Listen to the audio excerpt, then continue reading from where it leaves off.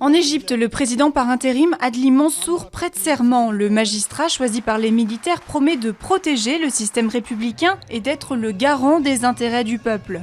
L'ex-président Morsi, lui, est toujours détenu par l'armée et le guide suprême des frères musulmans, mouvement dont est issu Mohamed Morsi, a également été arrêté.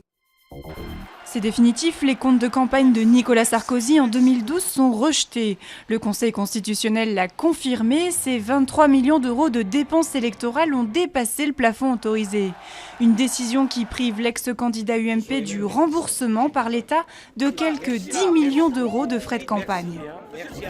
Christian Iacono obtient la saisine de la Cour de révision. L'ancien maire de Vence est condamné à 9 ans de prison pour le viol de son petit-fils, Gabriel, qui est depuis revenu sur ses accusations.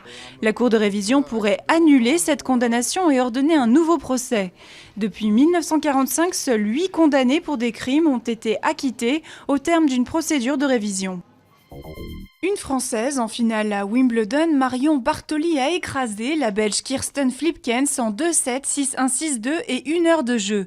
Déjà finaliste en 2007, Bartoli retrouvera la Polonaise Agnieszka Radwańska ou l'Allemande Sabine Lisicki pour tenter de devenir la première Française à s'imposer en Grand Chelem depuis Amélie Mauresmo en 2006.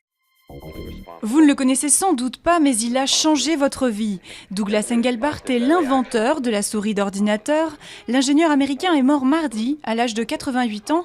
Engelbart a révolutionné l'ère de l'informatique avec son accessoire, présenté pour la première fois en 1969.